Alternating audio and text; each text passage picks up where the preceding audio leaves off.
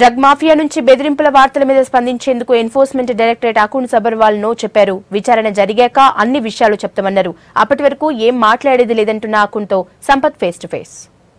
Drugs కేసులో SIT investigation officer chief officer Akun Sabharwal గారు ప్రస్తుతం అంటున్నారు.